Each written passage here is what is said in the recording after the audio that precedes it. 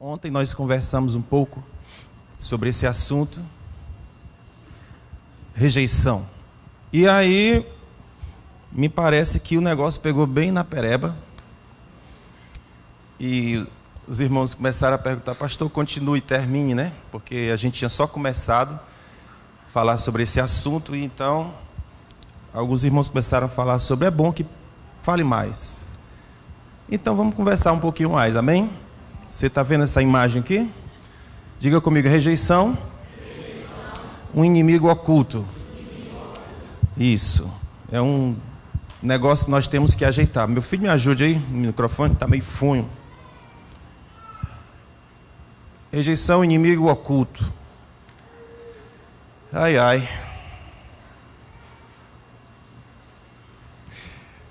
É assim que muitos de nós vivemos, arrastando um ursinho, carregando um peso enorme na alma, tentando descobrir quem nós somos, qual é o nosso valor, se nós vamos dar certo, se servimos para alguma coisa. Amém? Então, vamos lá. Existem alguns tipos de rejeição. Eu vou ter que passar um pouquinho do que eu vi ontem para a gente poder fazer sentido para quem não veio, ok? Existem alguns tipos de rejeição. Rejeição de amigos. Você quer ser incluído na turma, mas a turma não quer saber de você. E aí fica um monte de interrogação, um monte de grilo na cabeça, perguntando por quê. Por que não funciona? Por que não dá certo? Por que eles não me querem? Por que eles não me incluem? Rejeição.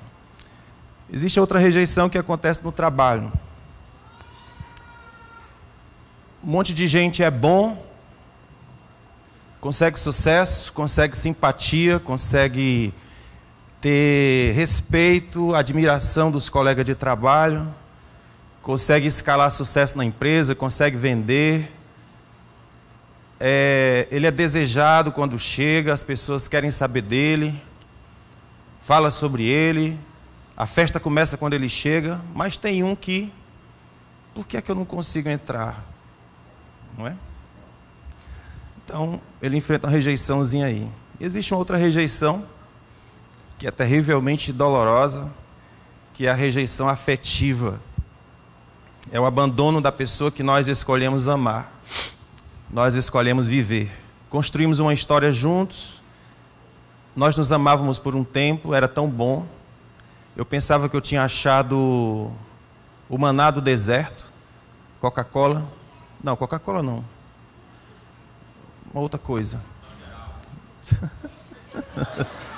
Pensava que eu tinha achado a São Geraldo do deserto. Mas aconteceram algumas coisas e ele foi embora. E tudo que ficou foi um buraco, um vazio, que eu não sei o que fazer com ele. Então, rejeição afetiva é um dos males que nós sofremos. Um outro tipo de rejeição é a do filho preferido. Papai e mamãe escolhem um, despreza o resto. Ou então escolhe todo mundo, menos um, né? E esse um é quem? Eu. Todos são importantes lá em casa. Mas eu não consigo. Não consigo achar o caminho, não consigo achar o lugar do coração da mamãe, não consigo achar o coração do papai, não consigo achar o coração dos meus irmãos. Então, eu sou rejeitado. Mamãe só gosta do José, não gosta do Pedro. A gente tem muitas dessas situações na Bíblia. Eu já peguei vocês, vocês ainda estão voando. Me dá teu coração, senão não flui. Amém? Olha para cá, me ajuda. Esse negócio aqui tem matado muita gente, ok? Esse treco aqui tem destruído muitas pessoas. Os resultados que isso causa dentro da gente é desastrosos. O que a gente está falando aqui é só comentando sobre isso, chamando luz sobre esse assunto. Porque a rejeição, ela tem relação direta com o seu relacionamento com Deus. A fonte, a base está aí, no relacionamento com Deus. Então, na família, nós temos muitas dessas situações. A Bíblia conta a história de José, do Egito. Jacó tinha seus 11 filhos, 12 filhos. Agora eu estou todo confuso.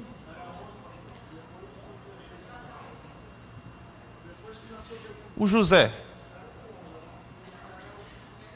Pois é, o Jacó quis fazer logo o colégio apostólico, né? Foram muitos filhos, um deles era José, e a gente sabe pela história que o José era o preferido de Jacó. José era o preferido. E os irmãos dele ficavam com muita raiva do José, né? O José ficava em casa, os irmãos iam trabalhar. Quando os irmãos chegavam em casa, o pai tinha feito uma túnica para o José, uma túnica colorida. Nós estamos com cheiro de ovelha, nós estamos queimados do sol, passamos o dia trabalhando. Quando a gente chega em casa, está lá José, sentadão no sofá, assistindo TV, e com uma túnica nova, brilhosa, bonita, maravilhosa, fios bem costurados, elegantérrimo. Era o garoto do salão de beleza. Enquanto que os outros irmãos eram os que levavam peia, porrada, trabalho, aquela coisa toda. E aí, para piorar a situação, o que o pai fez do José? Transformou José num X9. Vá lá e vê como estão os teus irmãos. Aí, meu amigo, você quer o quê? Aí é muita água, muita areia, muita farinha para uma cumbuca só, né? Então, não era o preferido somente, ele ainda se tornou o detonador dos irmãos. Vá lá ver como estão teus irmãos e me traga o relatório. Então, o desejo que os irmãos tinham era realmente de matar esse maldito José. Então, uma outra preferência entre pais e filhos, né? Os pais preferindo um filho ao outro. Temos a situação também que a Bíblia fala da mãezinha, né, que gostava mais do Esaú, aliás, gostava do Jacó, e o paizinho de Isaac gostava do Esaú. Eu prefiro o menino e a mamãe prefere outro menino. É uma desgraça. É uma desgraça. A rejeição, um era rejeitado pelo pai, o outro era rejeitado pela mãe. Todas as situações são processo de rejeição e gera muitos males dentro da alma da pessoa. Obviamente que isso não acontece na família de vocês, não é? Todos são amados igualmente.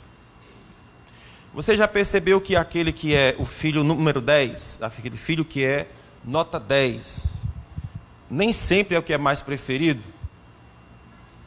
Geralmente, a mãe ou o pai escolhe aquele que é mais bonequeiro, que dá mais trabalho, que não sei o quê. E o que faz as coisas corretas fica pensando, onde foi que eu errei? O que é que eu preciso fazer para ser aceito? O que eu faço não serve? Não vale o que eu faço? Como é que eu faço para ser aceito pelo meu pai e pela minha mãe? E aí o padrão, às vezes, é muito elevado. O padrão é muito elevado.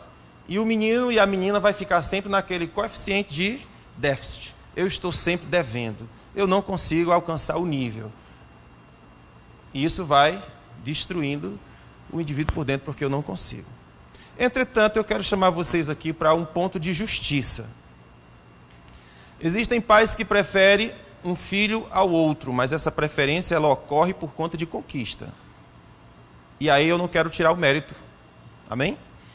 Não quero tirar mérito. Existem filhos que são prediletos porque eles fizeram por ser prediletos. No exemplo da minha casa, minha mãe preferia o filho do meio. Nós somos 3 homens, o irmão Lau que vocês conhecem, eu e mais um outro irmão mais velho do que eu, então eu sou o caçula. O meu irmão do meio era o preferido de mamãe, mas ele era o cara que servia muito mamãe. E isso eu tenho consciência, mesmo eu sendo criança, eu sabia que era justo que a mamãe puxasse um avião para ele. Por quê? Por exemplo, mamãe ia lavar roupa no açude. Vocês não sabem o que é isso hoje, não é? Vocês sabem o que é um açude, gente?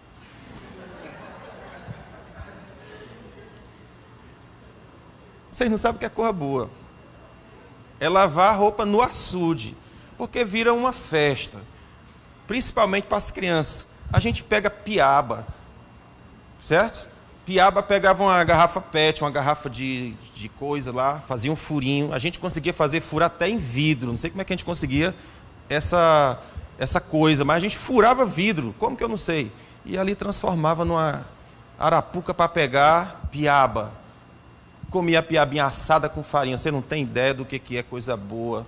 É aquela piabinha. Em tudo enquanto isso, mamãe estava lavando roupa. Depois que mamãe lavava e passava o sabão, botava para quarar. Vocês não sabem o que é isso? Procura no dicionário. Quarar, o que é que significa? Não é? Era a roupa toda ensaboada, lançada em cima do capim, e lá pegava sol. Lá para a parte de tarde, mamãe pegava tudo aquilo, recolhia, aí terminava o processo de lavagem e ia para casa. Mas quando mamãe colocava a bacia na cabeça, quem era que corria atrás dela para pegar a bacia? Meu irmão do meio. Naturalmente, o pedaço de carne maior é para quem? Não é? A sobremesa melhor vai para quem? Oxi, eu fosse ela, eu fazia a mesma coisa, né? Não? Ela me serve. Então, assim, eu não quero tirar o mérito dos filhos que fazem por onde ser apreciado e amado pelos seus pais. Amém? O bacana seria, porque, irmãos, a gente precisa fazer uma pequena distinção entre amar e honrar. Deus ama a todos, mas a honra, ela atrai honra. Amém? A honra atrai honra. A desonra atrai desonra. A gente precisa também ser consciente acerca dessas coisas. Então eu sabia que o meu irmão do meio honrava minha mãe muito mais do que eu e o meu outro irmão. Então, naturalmente, ela recebe honra de volta. Estamos juntos? Agora, nós não estamos falando desses processos. Nós estamos falando daquilo que cancela, a pessoa cancela o outro no coração. Quem foi que não já viu vovó? E a vovó só gosta dos meninos e não gosta das meninas. A vovó que prefere os meninos machos, né? As meninas fêmeas, ela bota o galo para correr atrás, para beliscar a perna. Sai daqui, demônio, eu não quero te ver. Então, a mamãe, naturalmente, ela é dela, ela escolhe. Já tem outros que escolhem pela cor da pele. Eu não gosto de preto. É preto, eu tenho um problema. Seleção e rejeição. Ok? Então, nós estamos falando desses processos de rejeição que são doentios, que são problemáticos. Eles não são legítimos, eles não fazem sentido. Não é? Existe um outro processo de rejeição que acontece em função de que os pais tinham expectativa de que nascesse um menino desenrolado, um menino forte, um menino bravo, um menino que resolve as coisas, um menino que é forte. E aí o menino nasce e o menino não é assim. Aí nasce uma menina. E quando nasce a menina, o que a menina é? Braba, desenrolada, resolve as coisas, chuta o balde. E o pai fica, que raio de homem é tu, mano? E aí, para piorar a situação, o cara está sendo comparado a uma mulher, e ele diz, já não basta eu ser um homem frouxo, o meu concorrente dentro de casa é uma minha irmã. Então, esses complexos que vão sendo colocados dentro dele, ele vai elaborando, e ele vai levando a vida dele com essa conversa de que eu perco para minha irmãzinha, e ela é mais nova do que eu. Então, assim, essas conturbações todas que acontecem nas nossas almas, elas têm uma fonte muito forte na rejeição. E elas vão nos causando problema. Então, não sei se vocês enfrentam esse tipo de problema na casa de vocês. Você é o preferido, você é o rejeitado, você é o ventilador parado no canto da parede. Quem é você dentro da sua casa? Não é? Quem é você? Como é você? Como é você com seus amigos? Você é aquele que está na turma? Aquele que fica fora? E por que você fica fora? Por que você fica fora? Por que você não é popular? Por que você não é o descolado? Por que é que você não é o benquisto? Todo mundo quer quando eu chego. Por quê? Você já parou para pensar onde é que está o problema? Eu quero chamar a sua atenção para dizer que o problema nunca está no outro, sempre está em mim. Então, se você estava pensando em chorar hoje, esquece. Não tem choro, tem reflexão sobre o porquê. Ok?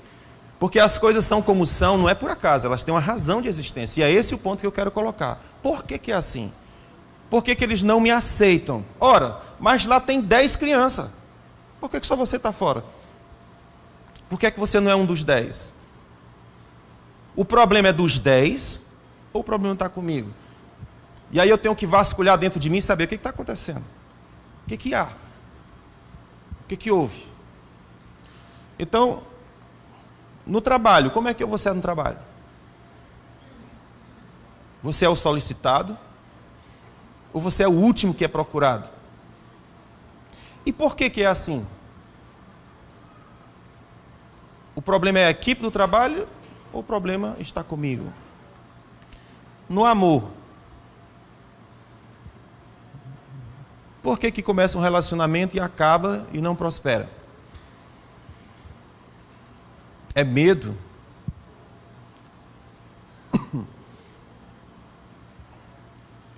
É porque eu não me considero digna ou digno? O que que acontece? Porque o meu amor não prospera. Por que a mamãe prefere meu irmão e não a mim? Outra rejeição, a rejeição paterna. Esse caso aqui já não é preferir um ao outro. Nesse caso aqui é abandono mesmo. Não é? E aí, quando acontece isso, a rejeição paterna, fica uma interrogação na cabeça da criança. Por quê? Porque ele não me quis? Porque ele não me desejou? Por que que ele me deixou só? Ela não entende. Ela não entende. Só o que tem dentro do coração dela é uma profunda tristeza e essas interrogações que ela não consegue encontrar resposta. Por que que eu fui abandonado? Por que que eu não fui preferido? Por que que eu não fui desejado, buscado, acolhido, abraçado, chamado para perto? Por quê? Não é? Então, existem muitas trevas no coração de uma criancinha dessa que vai ser desenvolvida com essas interrogações de dentro. Por que que eu não fui amado, abraçado, acolhido, cuidado, protegido? Por quê? E aí nós falamos ontem sobre a experiência do Jia Xiang, esse cara aqui. Esse rapaz teve uma experiência de rejeição quando ele era criança, uma experiência que para ele foi muito forte, mas uma dinâmica simples. Diz que a professora teve uma ideia na sala de aula de fazer uma dinâmica, comprou presentes, colocou os presentes lá no cantinho da parede, chamou todos os alunos e disse: olha só, vocês vão lá, peguem um presente e chame o seu melhor amigo e faça elogios. E assim os garotos começaram a pegar os presentes, foram para a frente da sala e comentar sobre o coleguinha que eles escolheram. Isso foi muito divertido, a professora estava fazendo uma dinâmica. Só que os alunos foram chegando, os processos foram acontecendo, cada um foi escolhendo seus amigos e dizendo por que que eu gosto de você, por que que você é importante para mim, aquela coisa toda. O problema é que os alunos foram acabando e o Jia Xiang não foi escolhido. E o que foi que houve? Eu achava que eu era querido, que gostavam de mim, mas ele não foi. E aí a professora ficou embaraçada. Vamos enrolar aqui, vamos fazer um negócio, vamos fazer uma dinâmica para quebrar a dinâmica, né? Vamos quebrar o gelo da dinâmica, que não deu certo, porque algumas crianças ficaram sem ter amiguinhos que dissessem: eu tenho uma razão porque eu gosto de você. Então, obviamente que isso causou um problema nesse rapaz. Ele cresceu com problema, mas aos 14 anos ele recebeu lá em Pequim a visita de Bill Gates, que foi apresentar o Windows. Quando ele viu Bill Gates, ele se apaixonou, começou a ampliar a sua visão de mundo e disse: é isso que eu quero para mim. Vou crescer. E quando eu crescer, eu vou comprar a empresa do Bill Gates. Porque ele ficou muito empolgado nessa ideia de dominar o mundo por meio da tecnologia, etc. Então, aos 14 anos, ele foi despertado e, de fato, ele escreveu uma carta. Ele ficou tão convicto daquilo que ele escreveu uma carta dizendo que ia comprar a Microsoft, ia ser maior do que o Bill Gates. E aí, de fato, o tempo foi passando, ele foi fazer intercâmbio nos Estados Unidos. E, de fato, lá ele encontrou a terra da oportunidade e prosperou muito. Estudou muito. Aos 30 anos de idade, ele conta que já estava faturando mais de 1 milhão por ano no seu trabalho. Então, assim, ganhou muito dinheiro. Mas ele era perturbado com aquele menino da experiência de Pequim. Ele disse que aquele menino sempre estava aqui no ombro dele, lembrando a ele que você foi rejeitado, que você é rejeitado. Ora, eu consegui todo o sucesso que alguém poderia. Aos 30 anos, casona maravilhosa, carro maravilhoso, tudo certo, conquista máxima, mas por que é que eu estou com sensação de vazio, de buraco, de falta de significado? O que é que acontece? Havia uma criança que tinha subido no ombro dele lá, na sua infância, com essa ferida da rejeição. Já era casado, já tinha sua filha. Então a mulher dele disse: por que é que você não segue os seus sonhos? Você não disse que ia comprar a empresa do Bill Gates? E aí, para completar a história, a família mandou a cartinha lembrando. E aí, já fez? Aquela cartinha que ele tinha escrito, né? Ou seja, o passado dele começou a visitar, as lembranças, os projetos, as coisas antigas começaram a vir. E ele disse que, bom, algumas vezes eu fiquei muito feliz por ter casado e com quem eu casei. E uma dessas vezes foi essa que a mulher disse: largue seu emprego e vá seguir seus projetos. Se não der certo, a gente busca outro caminho, mas vá seguir seus projetos. E assim ele fez. Começou seu projeto, conseguiu patrocinadores. Quando estava próximo de iniciar tudo, o patrocinador liga e diga não. Quando o patrocinador disse não, ele caiu ao chão de novo e disse: mas rejeição de novo? Então, para onde eu vou? O raio dessa rejeição está lá me acompanhando. Então, ele resolveu fazer pesquisa no Google e perguntar como é que resolve o problema de rejeição. Visitou alguns sites e encontrou um que era muito maluco. E esse site que ele encontrou, passe, meu filho, é para passar. Ele encontrou um site maluco, e esse site maluco sugeriu o seguinte: procure ser rejeitado. Vá na direção contrária. A ideia é que você procure a rejeição e, em vez de fugir dela, depois de 30 dias você não vai mais sentir tanta dor quando você for rejeitado. Então, a sugestão do site dizia o seguinte: em vez de você fugir da rejeição, corra para cima dela. Então comece a buscar oportunidades para que a rejeição aconteça. Não tenha medo dela, vá para cima. E aí ele começou a fazer pedidos esquisitos. Ele chegava numa pessoa, batia lá e disse: deixa eu jogar na sua casa, jogar bola na sua casa. Uma pessoa estranha que ele não conhecia, que morava não sei aonde, em qualquer canto, porque a ideia é: eu vou fazer um pedido para mim ser rejeitado. Eu quero ser encaliçado dentro de 30 dias. Mas ele disse assim: não vou escolher 30 não, vou escolher 100. Mais de 3 meses. Buscando situações onde eu vou ser rejeitado. E aí ele foi rejeitado numa, rejeitado noutra, rejeitado na terceira, na quarta, na quinta, até que de repente ele chega na casa desse cara e diz: deixa eu jogar na sua casa. E o cara diz: tá bom, pode entrar. Aí, coisa estranha, eu sempre estava ouvindo as pessoas dizer não. Aí ele pergunta: por que você me permitiu, um estranho, completamente estranho, entrar na sua casa para jogar na sua quadra? Ele disse: porque o seu pedido é inusitado, é incomum, não faz sentido. E eu disse: por que não? Entra aí, joga. Aí ele sai dali, vê um carro da polícia passando, diz assim: seu policial, deixa eu dirigir seu carro. Aí o policial diz: por que não? Entre. Mas por que você quer dirigir o carro? É porque hoje eu queria me sentir policial. Queria me sentir como é ser policial. Aí o policial diz: então dirija. Dirigiu o carro, bateu foto, registrou. Aí ele... Aí foi para uma terceira situação. Chegou lá uma mulher que fazia bolinhos, uma rosquinha, e disse para a mulher: eu queria que você fizesse uma rosquinha para mim, mas eu quero uma rosquinha especial. Quero que você faça o símbolo das Olimpíadas. Azul, amarelinho, pretinho. Quero que você faça igual o símbolo das Olimpíadas. E a mulher ficou: mas eu não faço isso, né? Eu só faço a rosquinha normal, que bota no saco e tudo. E você chega lá e se serve como se fosse essas coisas, como é que compra de carro? Fast food, drive-thru, né? Essas coisas. E a mulher estava lá e a mulher olhou assim, quando é que você quer? Ele disse, agora. Ora, imagine que uma empresa está no processo de produção, tem os seus compromissos, não sei o quê, para fazer um biscoito que não faz sentido, não é da minha linha de produção, as possibilidades de receber não era quanto? Enorme. Aí ele disse, eu quero agora. 15 minutos. Não, 15 minutos não dá não. Quanto dá? Aí ela disse, eu acho que uns 20, 30 minutos. Não tem nada não. A mulher foi lá, fez os biscoitos, as rosquinhas, das cores das Olimpíadas, ligou, conectou, fez lá e trouxe para ele. Ele disse, tá bom?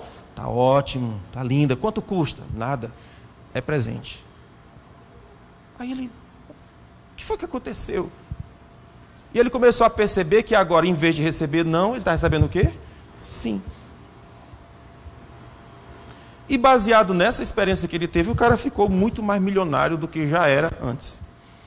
Começou a entrar num projeto e a rejeição ficou sendo o tema da vida dele. E é isso que ele está trabalhando e desenvolvendo pessoas e fazendo pessoas crescer, dizendo, vale a pena você sair desse ambiente de rejeição, vale a pena você chutar o pau da barraca, vale a pena você viver e ser quem você é, e não permitir que a rejeição pare você onde você está. Amém? Glória a Deus. Então, parte para cima. Vai dar tempo a gente conversar hoje? Eu quero terminar hoje. Então, fica aí. Deus te abençoe. Amém? Quero que você saia daqui amanhã se amando mais e amando mais as pessoas. Deixa eu contar para você, não é possível amar ninguém se você não se ama. Amém? Não dá para amar ninguém se você mesmo não se ama. Então o sentimento de rejeição é um treco que vai corroendo lentamente as paredes de valor que tem dentro de você. Essas paredes do alto valor, ela protege o mais profundo e íntimo do ser, que é você. Dito de outra forma, o sentimento de rejeição, ele destrói a autopercepção de valor intrínseco. Fale comigo, valor intrínseco. O que é que a rejeição faz? Ela destrói as paredes de alto valor dentro de você. Essas paredes protegem o ser mais íntimo que mora aí dentro de você. A rejeição vai destruindo essas paredes. Valor intrínseco é o valor que faz parte do ser, que constitui sua essência e natureza, que tem importância e significação próprio, independente da relação entre as coisas. Valor intrínseco é a noção de que eu valho e isso basta. Não tem a ver com nenhuma outra coisa, nem com nada. Tem a ver com o meu valor. Pessoas e coisas. Pessoas têm valor, coisas têm preço. Vamos lá comigo? Coisas têm valor. Não, perdão, gente. Pessoas têm valor, coisas têm preço. As coisas se quebram, se danificam, são trocadas, descartadas, sem que haja o menor peso na consciência, porque elas são coisas. Elas não têm valor em si mesmas, mas com pessoas não acontece assim. As pessoas, elas são insubstituíveis. Se você quebra um vaso na sua casa, você pega uma pá e uma vassoura, junta aquilo ali e joga no lixo. A mesma coisa você não pode fazer com uma pessoa, porque as coisas, elas têm preço. Aquele vaso custa R$50, custa R$30, mas uma pessoa, ela tem valor, ela não tem preço. O fato dela ser humana atribui a ela um valor que não depende de nada, é dela. Ela nasce assim, ela é assim. Isso é valor intrínseco. Intrínseco. Carro é objeto. Se você observar na Bíblia, a gente vai ver uma coisa assim. Preste atenção, o diabo sempre na Bíblia, ele vai insultar as pessoas para preferirem coisas em lugar de pessoas. Por exemplo, quando Moisés estava tirando o povo do Egito, ele disse assim, leve o gado, mas deixe as pessoas. Moisés, não. Tá bom, leve o gado e as pessoas, mas deixe as crianças. Não. Nós não vamos deixar nem pessoas, e nem gado, e nem a unha da nossa vaca, nós vamos deixar no Egito. Nós vamos levar tudo. Mas a negociação do diabo vamos trocar coisa por pessoas? Fica com as coisas. Deixa as pessoas para lá. Olha só, é uma sugestão desde sempre. No dia que Abraão conquistou a cidade dos 5 reis, quando ele chegou, o rei de Sodoma, que é uma figura do Satanás, chegou para o Abraão e disse assim, nos dê as pessoas, e pode levar todos os tesouros. Abraão diz, não. As pessoas vão ficar livres. Detalhe, eu também não quero o seu dinheiro. Nenhum cadastro seu eu quero. Para que você não diga que você enriqueceu Abraão. Porque o Senhor é quem me enriquece. Eu não quero nenhum cadastro disso aí. Mas as pessoas, elas serão livres. A guerra foi por causa das pessoas. Escute, nós estamos vivendo talvez o tempo mais tecnológico que a história humana conheceu. Na época que eu trabalhei em empresas de tecelagem, essas fábricas aqui do polo industrial, era na época que estavam surgindo as pneumáticas. A gente tinha máquinas que faziam uma fileira de homens e mulheres naquela máquina para produzir o fio que passava por aquela máquina. Mas quando surgiu as pneumáticas, todo aquele pessoal foi demitido e ficava uma pessoa no final da máquina, porque uma máquina fazia todo o processo de toda aquela galera. As máquinas estavam substituindo as pessoas. Então eu li um artigo numa revista, na época, a revista da indústria, e o artigo dizia o seguinte: nós estamos vivendo a era da tecnologia, mas eu vou dizer para vocês um detalhe: a riqueza sempre serão pessoas, não máquinas. Escute isso, os empresários. Era o que o artigo tentava anunciar para os empresários. Escute o que eu vou dizer para vocês: a riqueza nunca será equipamentos, a riqueza sempre serão as pessoas. Qualquer empresário que não atentar para esse detalhe, ele vai quebrar. Apesar de toda a tecnologia, ciência e conhecimento que ele tenha, porque sempre são as pessoas. Coisas quebram, a gente troca. Pessoas são insubstituíveis. O seu valor não é por conta de algo que eu atribuí a você, é por quem ele é. Isso não tem relação com eu ser bonito, ou eu ser feio, eu ser rico, ou eu sou pobre, eu ser gordo ou ser magro, cabelo caracolado ou lisinho, louro ou preto. Não há relação nenhuma com nenhuma dessas coisas. Qual o bairro que eu moro, como é minha casa, não tem nenhuma relação. É um valor que está dentro, intrínseco, está depositado dentro, não dá para arrancar, é seu. Então hoje, apesar de toda a tecnologia, o que se sabe é que, se não houver investimento nas pessoas, não haverá prosperidade. Isso é prego batido, ponta virada. Sempre é assim, pessoas. Então, está claro isso aqui? Pessoas e coisas? Indivíduo, a própria definição de indivíduo se refere à qualidade de ser, diga comigo, único, incomparável, inconfundível e insubstituível. Alguém já chamou você de indivíduo? Sujeito. Já chamou você de sujeito? Há algum tempo, quando alguém chamava o outro de indivíduo, isso era um insulto. Seu indivíduo! E a gente ficava, o quê? Vamos brigar. Até que você descobre que indivíduo é uma das palavras mais lindas, significados mais profundos. Porque a palavra indivíduo significa exatamente isso.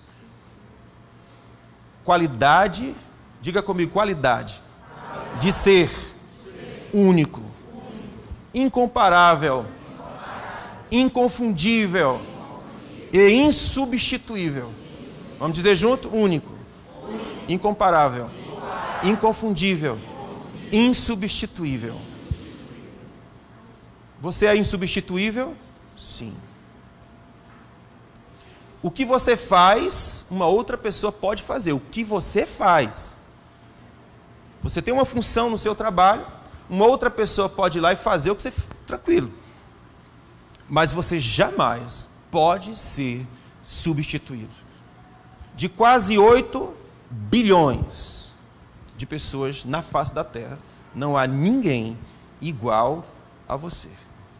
Se isso não for um grito, se isso não for um berro, se isso não for a maior declaração de amor de Deus, eu não sei o que é. É Deus dizer o seguinte, meu amigo, como é que Deus consegue isso? Eu não tenho a menor noção. Como é possível? Como que você pode repetir uma produção em série e cada um ser absolutamente singular e único? Se você pegar um carro Gol, seja lá qualquer carro, milhares foram produzidos, mas é tudo igualzinho. A direção é igual, câmbio é igual, marcha é igual, motor é igual, pneu é igual, parafuso, é tudo bem igualzinho. Se você pegar uma série de produção de guitarra, de violão, da mesma marca, do mesmo fabricante, é tudo igualzinho, até a cor do fio é igual. É como se Deus tivesse uma empresa de produção de guitarra, ele fez 8 bilhões de guitarra, mas nenhuma é igual. Como isso é possível? Qualquer lugar do mundo que você for, sua íris é única, sua polegar, seus digitais são únicos, seu DNA, seu sangue, sua voz é única. Já pensou que coisa interessante? Uma voz não é igual à outra. Como que isso é possível, gente? Você reconhece uma pessoa de olhos fechados só em ouvir a voz. Fulano chegou. E tem outras coisas. Tem pessoas que são conhecidas pelo andar. O arrastado da chinela. O portão está fechado. Alguém chegou. É fulano. Como é possível? Você conhece a pessoa pela pisada dela. Tem uma que ela anda, parece que um trovão tem debaixo dos pés. Você reconhece, né? Você vai ver no Salmo 139, coisa linda, o Senhor dizendo assim: eu te conheço. Eu conheço o teu deitar. Conheço o teu levantar. Eu conheço quando você se senta. Eu conheço quando você se levanta. Eu conheço quando você anda. Escute isso. Durante muito tempo, a gente escutava pregadores falando sobre esse salmo. E o salmo dizia assim, o salmista termina dizendo assim: para onde fugirei da tua presença? Se eu fugir para o infinito, lá o Senhor me vê.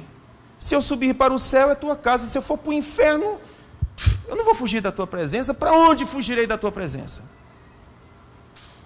E aí os pregadores diziam: Deus te vê. Cuidado. Pezinho onde pisa. Cuidado, mãozinha onde pega. Cuidado, olhinho no que vê. Aí ele fala: porque o papai do céu está olhando para você. Cuidado. Porque Deus é um Big Brother. Ele tem câmeras espalhadas em todos os lugares. Não tem como você escapar de Deus. Não tem nada a ver. Não é isso que Deus está dizendo no Salmo 139.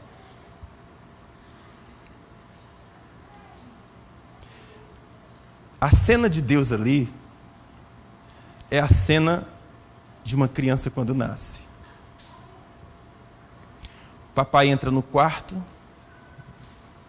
e começa a olhar para ele. Mas olha tanto, ama tanto, admira tanto, que ele diz: eu já decorei os seus movimentos. Eu sei como você gosta de se sentar. E tem pessoas que se sentem esquisito. Tem pessoas que se sentam com as costas, já viu isso? Ela não se senta com a bunda, é com as costas. Ela cruza as pernas de uma maneira estranha. Ela é estranha, né? Não é normal. E o que Deus está dizendo é: eu te observo tanto, eu te vejo tanto, eu te admiro tanto, eu te quero tanto, que eu decoro os seus movimentos. O pensamento nem chegou na sua cabeça, a palavra nem saiu da sua boca, eu já conheço. Amados, isso é um tipo de conhecimento de causa própria com tanta profundidade que não é possível se não houver um relacionamento tão próximo e tão íntimo. Aí quando o salmista continua descrevendo isso, ele fala assim: tu me cercastes por detrás e por diante. Essa expressão significa dizer: abraço, eu te cerquei por detrás e pela frente. Ele fala: e sobre ti eu pus a minha mão. É um abraço, é uma cena de abraço. Fez assim, ó. Aí ele diz: como isso é maravilhoso. Aí ele fala: como é que eu vou fugir da tua presença? Porque na hora que ele abraçou, o cheiro do Pai se apregou nele. O que ele está dizendo é: para qualquer lugar que eu for, eu carrego a tua presença e a tua essência comigo. Isso é tão verdade que quando o salmista continua descrevendo, ele fala: quando você era uma substância sem forma, eu já te conhecia. Então perceba que a admiração de Deus, o cuidado e o amor de Deus por aquela criança, não foi só quando ele estava no berço, não foi só quando ele estava brincando com bolinha, não foi só quando ele estava desenvolvendo as suas idiosincrasias.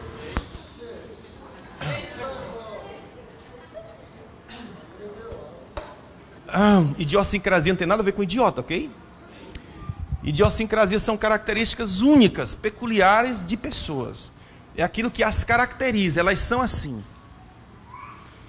Então, quando Deus estava observando aquela criança e vendo ela se desenvolvendo, na verdade o processo não começou ali. Começou quando está a semente no ventre da mamãe. Essa bobagem que hoje se fala: o corpo é meu, eu mato se eu quiser. Quando é que começa a vida? Bastou um óvulo misturar com o outro. É só isso. Enquanto você tem óvulo de mãe, espermatozoide do pai, tudo bem, tranquilo. Na hora que um juntou com o outro, ferrou. Surgiu uma vida ali.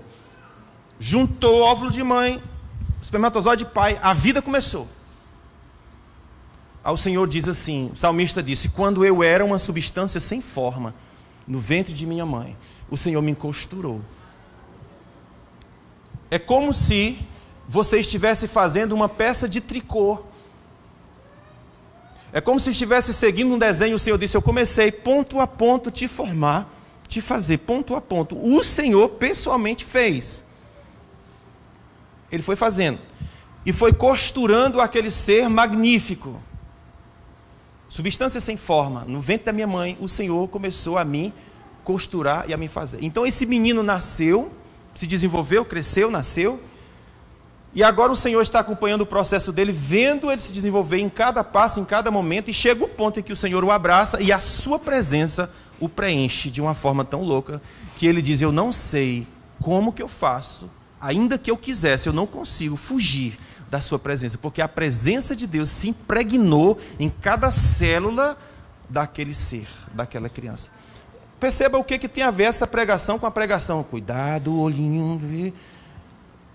Entende? Não tem nada a ver com isso.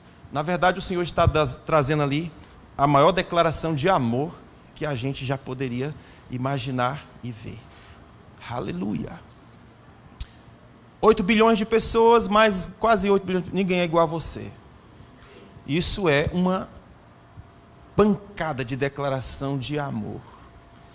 Gente, para a gente fazer uma coisa individual, só é possível se você estiver envolvido pessoalmente naquele processo.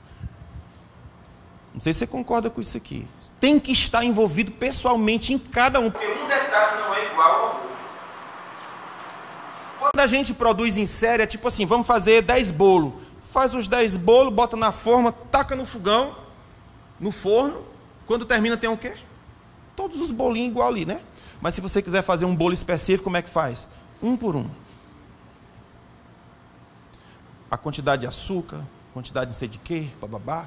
Se eu vou fazer uma coisa específica, única, eu tenho que estar ali, envolvido pessoalmente naquilo. Não dá para copiar, colar. Eu tenho que me envolver. Deus se envolveu com cada ser que esse planeta tem. Por isso que ele veio com valor intrínseco. Não é como uma coisa. Não dá para descartar. Ela é única, incomparável, inconfundível e insubstituível. O simples fato de nós nos compararmos, isso já é uma transgressão ao ser. Incomparar é injusto, porque você não pode comparar coisas diferentes. Coisas diferentes não se comparam. É diferente. Não dá para comparar. Você compara o igual. Isso aqui é igual a isso. As diferentes não dá. Os diferentes, eles têm traços específicos. Cada pessoa tem valor simplesmente por ser quem é, independente da performance e dos merecimentos. Porém, se esse valor for perdido, aí é onde está o ponto, ok? Se esse valor for perdido, aí é onde a desgraça começa. Se esse valor for perdido, então a pessoa se desfigura e ela é abduzida para um estado crônico de mendicância afetiva e de necessidade de aceitação. Aqui vai ser a cruz que essa pessoa vai carregar. Aquelas crianças que nós vimos no princípio, aquilo é uma figura de quem nós somos. E aquilo nós vamos carregar ao longo da vida, uma desconstrução daquelas paredes que protege o nosso valor íntimo vai sendo destruído. E essa pessoa então vai ser sugada para um estado de mendicância afetiva e de necessidade de aceitação. Então uma crise se instaura por causa dessa incessante busca por adequação, automerecimento, por causa da perda do valor próprio. A partir desse ponto, as relações passam a ser prostituídas. Elas já não são mais gratuitas, já não são mais generosas e nem de autodoação. E é exatamente nesse ponto que surge Deus e o seu drama da graça. Deus não aceita também se relacionar nessa plataforma de rejeição, porque relacionamento nessa coisa é imoral. É imoral. Então, primeiro Deus restaura o alto valor do indivíduo por meio de incessante derramar do seu amor até que a cura chegue. Quero te explicar isso aqui. Por que é imoral para Deus se relacionar conosco nesse profundo estado de degradação e de rejeição? Quando é que nós estamos na plataforma de rejeição? Quando nós estamos na lei e não na graça. Porque na lei, para você ser aceito, você tem que estar de acordo com a forma. Se você não tiver, então não dá para a gente conversar. Ou seja, se você não tirar 10, você não pode ser meu filho. Meu filho é daqueles que só tira 10. Se você não tira 10 no colégio, então você não dá para ser meu filho. Assim é quem vive na base da lei. Se você não tirar 10 na sua vida com Deus, então a pregação no seu coração diz, então você não presta para ser crente. Porque você não tira 10. Você está sempre reprovado. Você nunca está perfeito. Quando você, estou crente, eu estou tão crente, eu estou tão crente, eu estou tão crente. Estou tão crente. Nunca tive tão crente. Muito crente, eu estou muito crente. Aí você vai construindo a sua vida com Deus. Você diz, meu Deus, hoje eu consegui ser tão fiel a tu. Aleluia. Aí amanhã me levantei e consegui ser tão crente, mais crente do que eu fui ontem. Glória a Deus. Quarto dia, também estou muito crente. Glória a Deus. Quase que eu dava um murro no cara lá no meu trabalho, mas segurei. Aleluia, venci, Jesus. Meu marido hoje, eu queria botar ele para fora, Jesus. E ele anda aprontando umas coisas lá em casa. Mas Jesus, eu consegui. Rapaz, eu estou muito crente, viu? Rapaz, eu estou com muito orgulho de mim. Daqui a pouco, em vez de eu aceitar Jesus, você vai ter que me aceitar, porque eu estou muito crente, né? Estou muito bom. Só que essa brincadeira vai sendo construída até o ponto que você leva um tombo. Na hora que leva o tombo, você diz, eu estou no inferno. Porque, na verdade, o que está sustentando e alimentando tudo isso é, você é rejeitado. Você sabe que é rejeitado. Você sabe que nunca estará à altura. Você sabe que você nunca é digno. Você sabe que você nunca é bom o suficiente. Então isso prega dentro, isso mata por dentro. Até que você descobre que Jesus disse, eu te amei quando tu ainda era pecador. Eu não te amei quando você se tornou santo. Eu te busquei e te achei quando você era ovelha perdida. Não era quando você era achada. O meu amor por ti não é por causa de você, o que você faz. É por causa do meu valor que está dentro. Você sabe por que é imoral para Deus se relacionar com uma pessoa nessa condição? É porque ela é um objeto, ela é uma coisa. Ela não sabe o valor que tem. Pessoas só se relacionam com iguais. Você não se relaciona com uma vaca, não sei se você prestou atenção nisso. Porque a vaca não é igual a você. Iguais só se relacionam iguais. E quando eu estou nesse profundo poço de rejeição, Deus diz, não, filhão, eu tenho que te curar para te trazer à minha altura. Eu tenho que trazer para você ser como eu sou. Aí nós podemos conversar. Porque é indigno, eu não tenho como seria um estupro, seria uma violência, seria um abuso. Imagine uma prostituta. Imagine uma prostituta. Existe um cara que é um cara de muito sucesso financeiro, um cara rico, um cara bem sucedido, e de repente ele encontrou uma prostituta. O que a prostituta tem? Perca profunda de alto valor. Ela não consegue perceber valor em si, porque ela é uma mercadoria. Quem se deita com ela, se deita porque há um preço. Você paga o preço e eu tenho o benefício. Prostituta. Não há senso de alto valor. Tudo que ela tem é um corpo. E ao final do processo, lá está ela suja. Não apenas no corpo, mas na alma, se sentindo um objeto usado a uma coisa, não um ser. E então esse cara chega e diz, quero você. Meu amigo, isso vai ser uma briga do tamanho do mundo. Até o ponto que aquela mulher vai crescer e se achar digna de ter aquele homem como seu esposo. Até o ponto dela crescer e se achar digna de ter uma família, dela ser uma mãe.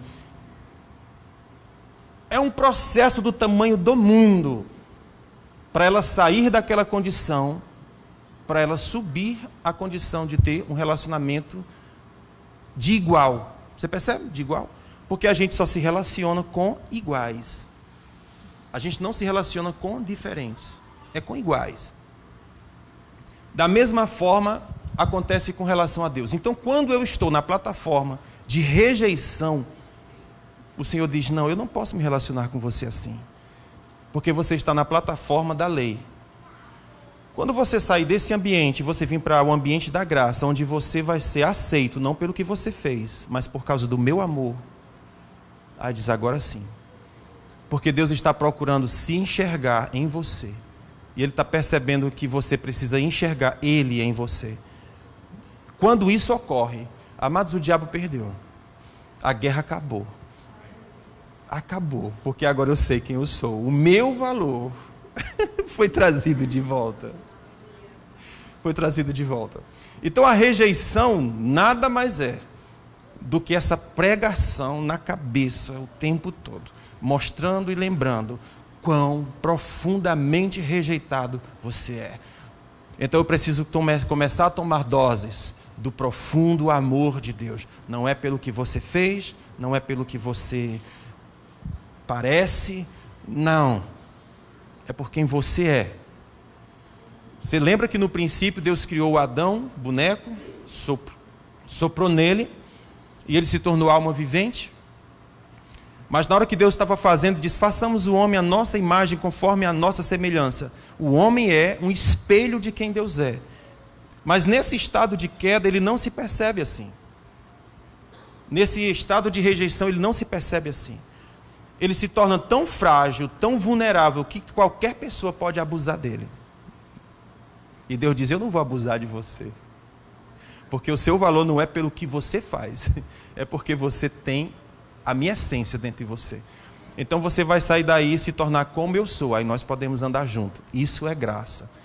Eu te amo por quem você é, não pelo que você fez. Glory to God. Restauração, amados.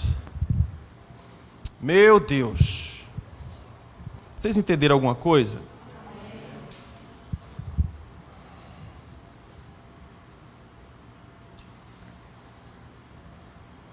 Você deveria mendigar afeto?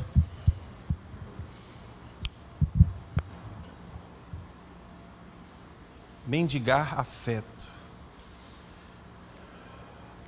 Você vive com uma pessoa e você não pode dizer o que você pensa, o que você sente. Por quê? Porque se eu disser, ele me abandona.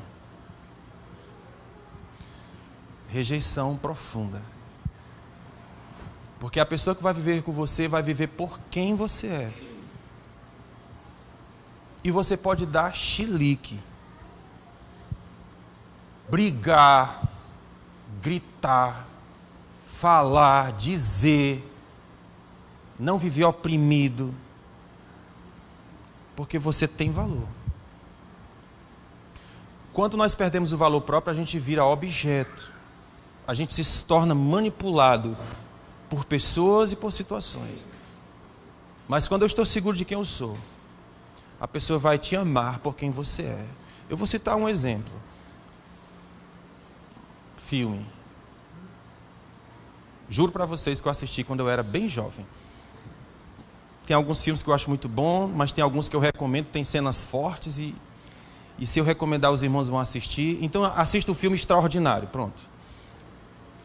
Mas eu não quero falar do filme Extraordinário, eu quero falar do Ed Murphy. Como é o nome do filme, meu Deus? Não, macho. Príncipe em Nova York. Isso. Novo. Último lançamento. Um Príncipe em Nova York. Vale a pena assistir. É um clássico. Nunca assistiu? Nunca passou na sessão da tarde, gente, esse filme. Do que trata esse filme? O rei de Zambúzia. O nome. Acho que é Zambuzi, uma coisa assim, da África. Ele tem um príncipe, e o seu príncipe está completando a idade de casar, e o príncipe vai substituir o rei. É claro, o rei vai morrer, e precisa ter um príncipe para substituir. Na hora que o menino nasceu, o rei já escolheu uma mulher que seria a mulher do príncipe. E essa mulher, ela foi treinada para ser a mulher do príncipe. Então, ela tinha todo um ritual para agradar o príncipe. E o príncipe sabia disso. Quando chegou na idade de casar, o príncipe pediu uma chance. Deixa eu ir para um lugar para eu escolher a minha mulher. O rei, dizendo como era o último desejo do seu filho, então deixou. Quando ele foi apresentado à sua noiva, que o pai tinha escolhido, a menina dizia assim, ele perguntava assim, você gosta de quê? Aí ela dizia, eu gosto do que você gosta. Qual a sua música preferida? A música que você gosta. Qual a comida que você gosta? A sua comida. Qual a roupa que é bonita? A sua roupa. Tudo que era o gosto do príncipe, era o gosto dela, porque ela foi treinada, ensinada para ser aquilo. O príncipe disse, eu não quero. Ele foi para Nova York. Quando chegou lá, abriu mão de todo o seu dinheiro, de todo o seu tesouro, e foi trabalhar na lanchonete do McDonald's. E a namorada dele, a pessoa com quem ele vai se apaixonar, é a filha do McDonald's, né? Quando chega lá, quem é ele? O rei de Zambúzia. Só que ali ele é o quê? Nada. Então ele é desprezado, vai ser faxineiro. Trabalhou como faxineiro, não sei o que, ia entregar coisa na casa do homem, lá do dono do McDonald's, sei o que, e se aproximando da garota. A garota tinha um namorado que era uma estrela, tudo certo, mas ele estava no processo de conquista, eu quero conquistar. E o que a menina fazia? A menina dizia o que ela achava, o que ela pensava, o que ela era quem ela era, e isso fez com que ele se apaixonasse por ela. Quando nós não temos alto valor, nós somos o que os outros querem que sejamos, não o que nós queremos ser. E ao fazer isso, nos descaracterizamos. E queremos que as pessoas nos amem, não vão amar. Porque você não é uma pessoa, você é uma coisa. Você é o que os outros esperam que você seja, não o que você é. A mais profunda experiência que eu tive com um namoro foi a coisa mais linda que aconteceu na minha vida. Não vou contar os detalhes. Mas a minha esposa praticamente foi a única mulher da minha vida. Beijei só uma outra, assim. Pouca coisa rápida. Aconteceu. Eu gostava dessa menina antes de conhecer ela, mas a menina não me queria. Quando eu comecei a namorar com a minha esposa, na época minha namorada, estou falando, não vou nem dizer a idade que eu namorei, tá, gente? Porque a gente tem criança assistindo. Mas eu casei com 18 anos, então comecei a namorar com 14. Namorei 5 anos, dá quanto? 14, 15, 16, 17, 18, 13, 12, 13, 14, 15, 16, 17, 13 anos, estou me complicando mais ainda, gente. Não sigam o meu exemplo. Então eu estou falando de coisas que aconteceram nesse intervalo aí de 13, 14 anos. Então imagine aí que eu era uma criança. Me apaixonei por essa menina. Ela não me queria, depois minha esposa apareceu na nossa vida. Começamos a namorar. E aí a menina disse, bom, agora tem concorrência, ficou mais divertido, eu quero agora. E aí o meu coração ficou em crise. Disse, que? Agora o que é que eu faço? Sei o quê? Minha esposa generosa disse, te libero. Estou liberando você para namorar a menina. Choramos horrores. Eu não quero, mas eu quero.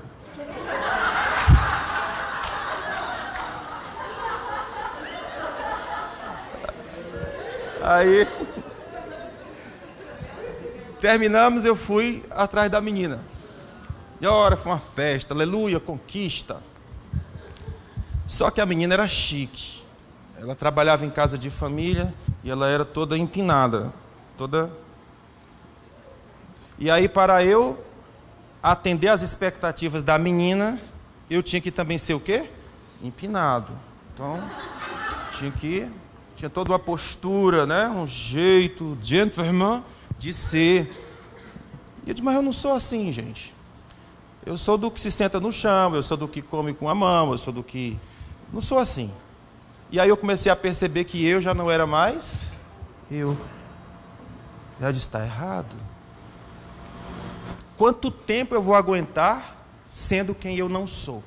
Você percebe que nós somos único, incomparável, inconfundível, insubstituível. Na hora que um desses princípios é quebrado, começa a desconstrução.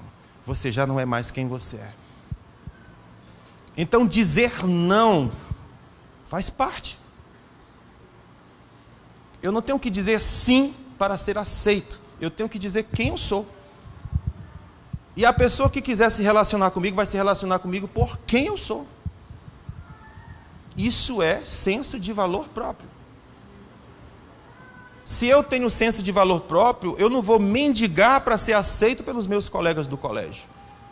Os meus colegas do colégio vão me aceitar quando eu souber o valor que eu tenho, quando eu souber. O fato é que eu não estou sabendo, porque eu perdi o meu valor. Em algum lugar, em algum momento, em alguma situação, eu perdi o meu valor. E eu tenho que restaurar esse valor para que eu seja quem eu sou. Eu me torne quem eu sou. Amém? Agora, quem faz esse processo sou eu, não é o outro que vai fazer. O outro vai me rejeitar, porque eu já me rejeitei. Na hora que o cara foi enfrentar as suas rejeições, acabou a rejeição. Lembra da história do Jean Chang? Na hora que ele disse, cara, eu vou fazer alguma coisa. Eu vou cair para cima. Se eu receber 10 não, eu vou receber. O 11º é um sim. Ele disse, então está valendo. Então eu vou enfrentar as minhas rejeições e os meus medos. Amém? Então a experiência que eu tive com esse relacionamento foi exatamente esse. Que quando você deixa de ser quem você é, você não vai suportar muito tempo. Então, o príncipe em Nova York se apaixonou pela negona por causa de quê? Porque a negona botava ele no foguete. Ficou apaixonadão, arriado os 4 pneus. Mas o que a gente faz para ser aceito? Se abaixa para ser tudo que o outro quer que eu seja. E tu quer o quê? O que é que tu quer? Não, mas o que eu quero não importa. Claro que importa. Amém? Isso é auto-merecimento. Eu preciso merecer. A gente escutou aqui há um tempo um depoimento da Ana Carla, minha sobrinha. Ela trabalhou desde sempre, que a gente lembra dela jovenzinha, já trabalhava, ajudava no sustento da casa. E às vezes, ela ficava olhando assim para a farmácia que ficava em frente, que vendia aqueles picolé de R$13 na época, não sei quanto é que é hoje. Picolé é caro, porque tem picolé de R$1,50, né? Que a gente chupa é só água e açúcar. Mas existem aqueles que são mais elaborados, está correto? Nossa, chocolatezão, a mastigar, olha, crocante. Você fica doido com aquele negócio. Pois bem, o que ela queria era isso. Ela não queria o picolé de R$1,50, mas ela olhava para lanchonete, para farmácia lá e dizia, eu não vou gastar não. Não vou comprar não, vou não. E aquilo durante anos. Gente, eu trabalho, mas eu não mereço comprar um. De quem é o problema? Não tem nada a ver com ninguém. Tem a ver com quem? Com um merecimento meu. Eu não me mereço.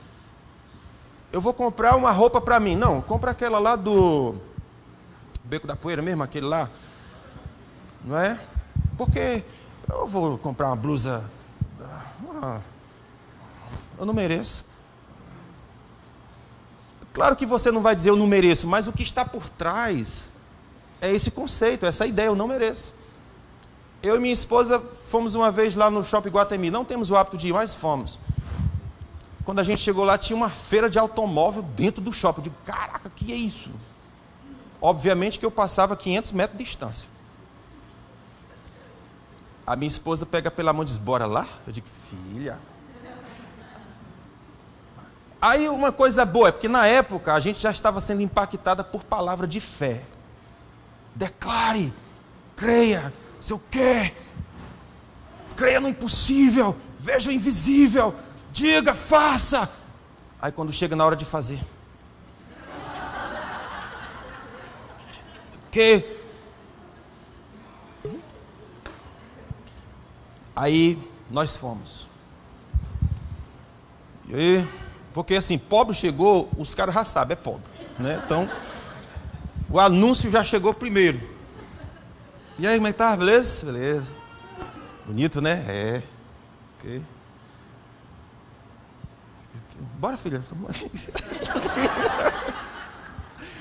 Porque, amados, eu não mereço, ok?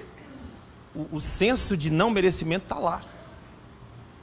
Mas aí, rompendo aquele negócio, vencendo, batendo, a gente chegou num lá. Quanto é isso aqui? 340.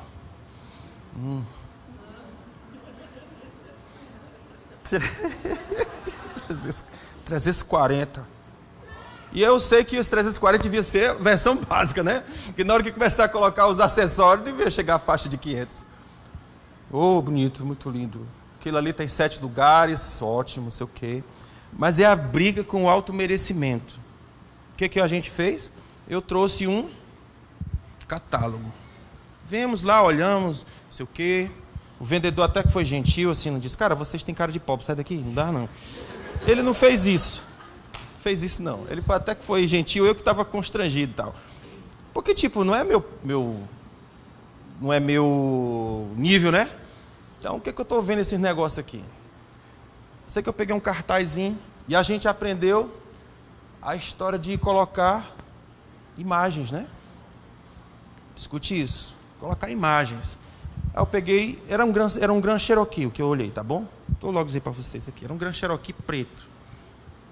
Bichão. Pá. Peguei aquela foto, catálogozão, e a gente colocou num flanelógrafo. E a nossa casa, vocês que conhecem hoje a nossa casa, não conheceu a versão 1.0, né? Teve alguns que conheceram a versão 1.0. Hoje, graças a Deus, está um pouquinho melhor. Mas a gente teve situações da gente ajeitar as goteiras assim. Filha, peraí, só antes de tintar uma goteira aqui, peraí. Pronto, não precisava subir na cadeira não, é só fazer assim. Pronto, porque o telhado está menos de 3 metros de altura, é só fazer assim. Então a gente estava morando numa casa nessa situação, e você imagina o desafio que é você pegar um carro Cherokee e colocar no painel da sua casa, né? Ali no quarto, porque a ideia é, fique olhando. E aí eu busquei uma imagem de casa, coloquei do lado com um duplex. Coloquei lá. E ali passou um tempão, a gente olhando. Nós estamos em 2022. Eu não sei quanto tempo faz isso, mas eu acho que já está com uns 10 anos, talvez. Menos de 10 anos. Hoje eu tenho, não um Cherokee, mas eu tenho um Duster 0 e tenho uma casa duplex. Amém? Aí você diz, o que tu fez? Eu não roubei, não matei ninguém. Uma coisa que eu vou dizer para vocês, não amaldiçoe aquilo que você quer para você. Não amaldiçoe o sucesso de uma outra pessoa. Isso é profunda ferida de rejeição. Quando você está curado nas feridas de rejeição, você celebra o sucesso do outro, porque é para lá que você quer ir. Melhor dizendo, é para lá que você está indo. Eu estava vendo um depoimento de um homem aqui do Brasil. Ele disse que comprou não me lembro qual era o carro, mas era esses carrão 500 mil para cima. Ele estava andando na cidade. Quando ele chegou num certo lugar, as pessoas começaram a querer arranhar o carro dele, a zombar dele, a bater nele. E ele se sentiu constrangido por estar andando numa coisa boa. Chegou em casa, guardou o carro e disse, eu não quero mais saber dessa porqueira, não vou mais saber disso, porque a consciência que estava nele é, eu sou um exibicionista. O que foi pregado para ele com a atitude das pessoas, você é um exibicionista. Aí chegou um dia que ele viajou para os Estados Unidos. Chegou lá, um cara parou com um carrão 3 vezes mais do que o dele. E uma turma cercou o carro. Disse, cara, que massa, meu irmão. Uau, cara, sei que. Celebrando a conquista do cara. E ele disse, mas por que no meu país não é assim? Se eu for andar numa coisa boa, se eu desejar coisas boas, o que a consciência que as pessoas têm é de, está roubando. Está roubando, é ladrão, é assaltante, isso aí está errado. É traficante isso aí, viu? está fazendo coisa, porque não há uma consciência de eu mereço, sabe? Não, sabe o que está por trás de tudo isso? Rejeição, profundo senso de rejeição. Ele não merece. Você trabalha feito um cachorro, mas não se acha digno de comprar um picolé bom. De onde que vem isso? Eu não tenho como me premiar, porque a rejeição, aquela criança que mora dentro de mim, aqui perto de mim, não permite. Ela lembra o tempo todo, você não pode, você não consegue, você não é digno, não é seu isso aí. Sabe de onde foi que começou essa pregação? Jardim do Éden. O Senhor disse, tudo isso é teu, Adão. Todas as árvores que estão aqui, é tua. A abundância é tua. A terra é tua. Vai e prospera, vai e conquista, vai e avança. É tua, Adão. Chegou o diabo de uma serpente. E a serpente cochichou no ouvido, dizendo, é assim que Deus disse, nenhuma árvore do jardim comerás. A partir daquele dia, medo chegou no coração de Adão. E ele se escondeu. Quando Deus o buscou na viração do dia, Deus disse, Adão, onde tu estás? Ele, é o quê? É o quê? Aí o Senhor disse, você andou ouvindo quem, Adão? A serpente. E a pregação da serpente era exatamente essa. Nada disso é teu. Mas qual era a pregação de Deus? Tudo isso é teu. Só uma não é. A árvore do conhecimento do bem e do mal. Não coma. Porque isso é um marco da tua aliança comigo. Não coma dessa árvore. Do resto é tudo teu. Então esse sentimento de rejeição começou lá no Adão. E isso foi passando de geração e chegou no nosso tempo. O que é que eu estou querendo dizer, amados? É que o melhor dessa terra é seu. Na hora que isso destrava, uma mágica acontece. Eu ouvi a história de uma mulher, escute o que eu estou falando para você. Eu vi a história de uma mulher, a aeromoça. Vocês ainda estão aguentando? A conversa está chata? Estão doidos para ir para casa? Escutei um exemplo de uma aeromoça, lindíssima. Mulher muito bonita. Ela tinha casado recente, tinha montado apartamento, mobiliado o apartamento, e estava muito feliz com seu amado. Ela saiu para trabalhar, mas quando chegou no aeroporto, recebeu o comunicado de que foi cancelado o voo, e ela só iria trabalhar no outro dia, no outro horário, estava livre. Então ela pensou, vou fazer uma surpresa para o meu amado. Comprou algumas coisas, ia fazer um café da manhã quando ele se levantasse. O problema é que quando ela chegou, havia uma outra criatura tomando café da manhã no quarto. Ela só fez entrar, viu a cena, saiu e nunca mais voltou.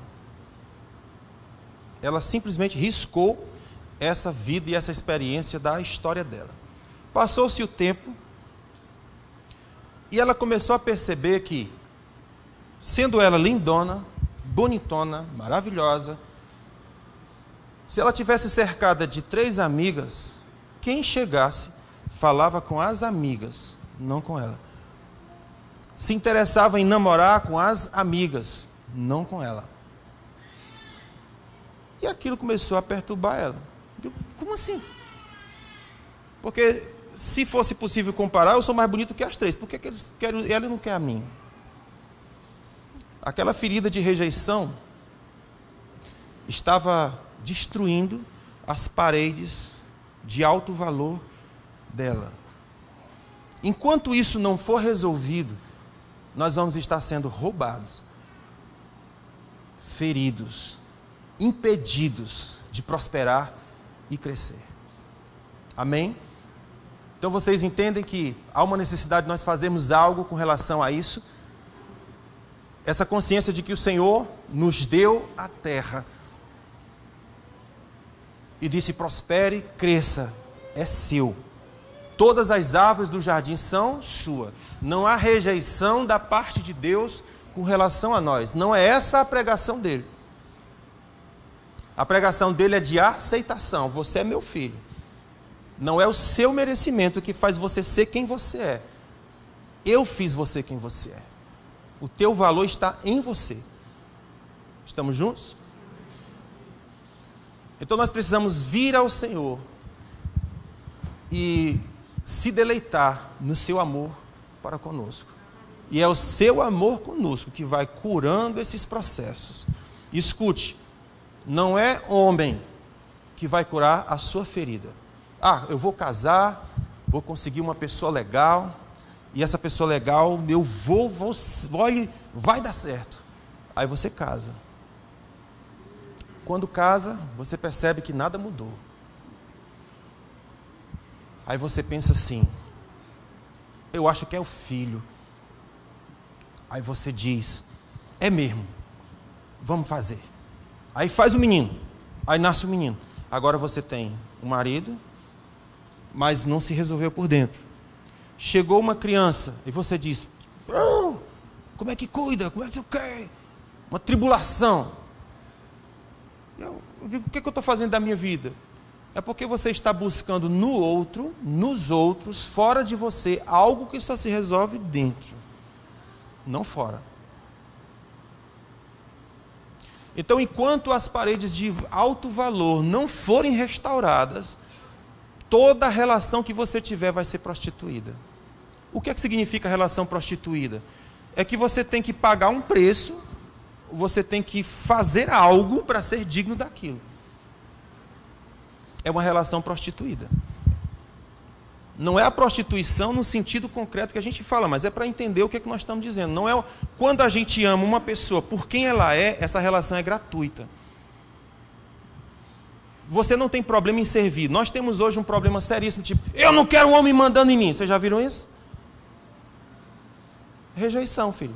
Só isso. Profunda rejeição. O que o movimento esquerdista faz no nosso país é exatamente isso. Pregar divisão. Pregar divisão. Pai contra filho, marido contra esposa contra esposo. Porque dividido é melhor conquistar. Essa é a estratégia. Então a ideia é colocar marido contra esposa. Porém, quando nós estamos sarados, quando não há rejeição no nosso coração, servir ao nosso esposo é gratificante. Não é peso. Servir a minha esposa é gratificante, é prazeroso fazer. Ah, vou fazer janta para aquele animal. Rejeição, querida. Você está rejeitada. A sua relação aí é prostituída. Quando a sua relação não é baseada em ferida de rejeição, é gratificante fazer. É o meu amado. Como que eu não faria? É o meu amado que eu vou servir. Querida, lava os meus pés. Você está doido? Se eu vou lavar esses pés de jumento?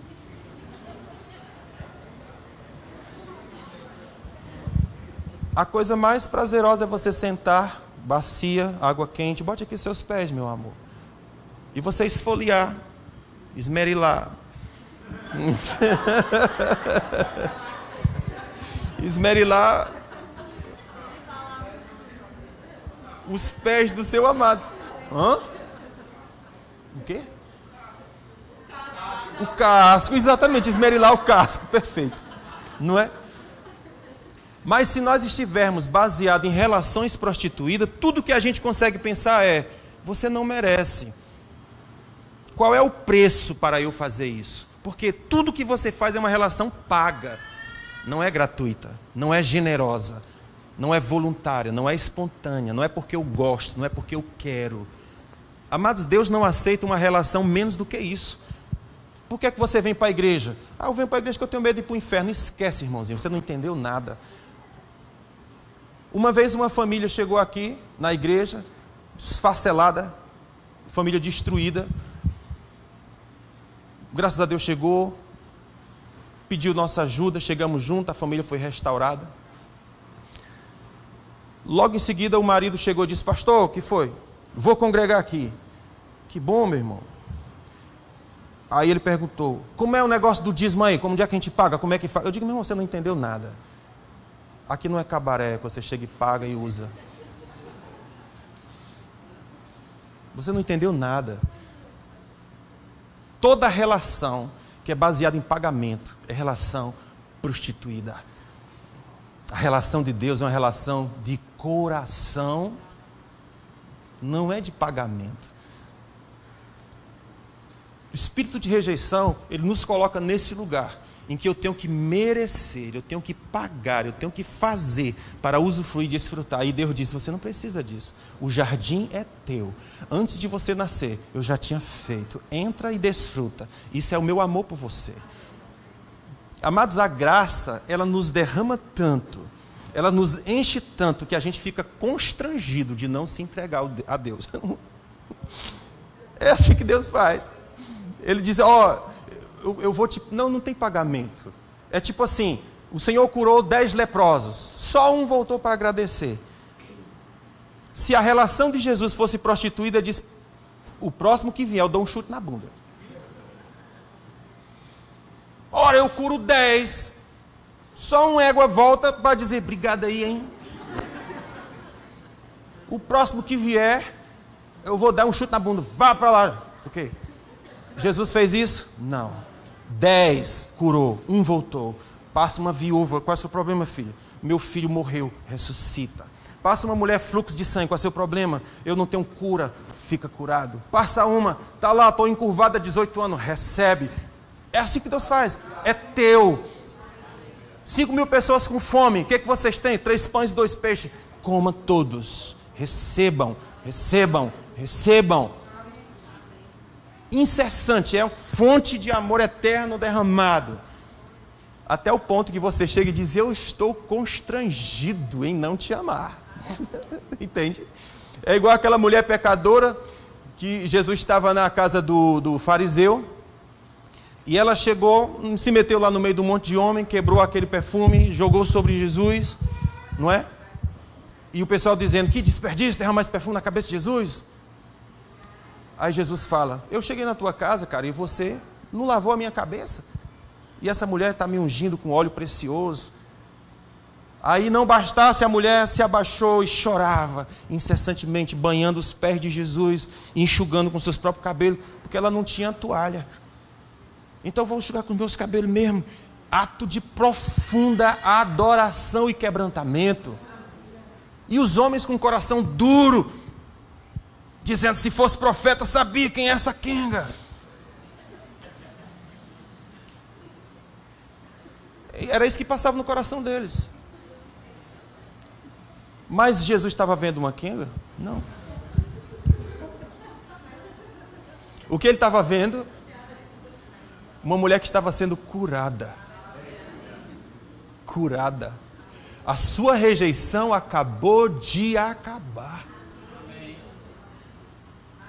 Os homens que a usaram até ali. Ponto. Ponto. Nunca mais ela será usada. Uma mulher tinha 5 maridos e estava no 6º marido. Eu acho que é assim. Jesus passa por Samaria para conversar com essa mulher, para ver essa mulher. Jesus chega para ela e diz: vai chamar teu marido. Olha a provocação de Jesus. Vamos começar na pereba. Por que eu tenho 5 maridos? Se eu fosse pregar o evangelho para ela, na minha consciência de humano, eu dizer: minha senhora, venha cá, escuta, a Bíblia fala, um homem.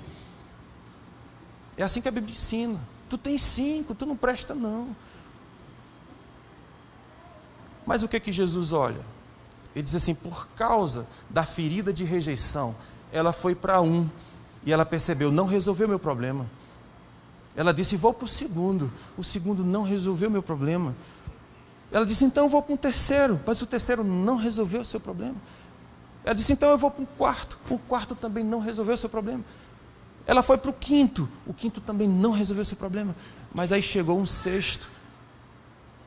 Jesus: mulher, se tu souberas quem fala contigo, tu me pedirias água, eu te daria uma água que nunca mais você tornaria a ter sede. Porque o teu problema não é homem, teu problema não são os homens, não é eles que têm a fonte que vai curar você. A busca por um e por outro, é só porque há um vazio, há um grito dentro buscando significado e sentido. Mas se tu souberas quem é que fala contigo, tu pedirias, ele te daria água viva, nunca mais tu tornaria a ter sede. Ali estava uma mulher que também teve a sua cura instantânea. Quem olhava para ela dizia: é uma samaritana, é uma rejeitada, é pior entre as pecadoras. E o que Jesus via, disse: eu vejo uma mulher que está sendo curada, sarada, e nunca mais ela tornará a ser quem ela foi antes, porque o amor foi derramado sobre ela. Não se trata, samaritana, do que você fez de bem, o que você fez de ruim, ou quem você é, ou quem você foi. Se trata de quem eu tornei você. Quando Deus criou você, Ele colocou em você a imagem dEle. E é essa imagem que Deus está buscando restaurar. Deus nos trouxe para lugares altos. Amém? Então que Deus abençoe a vida de vocês.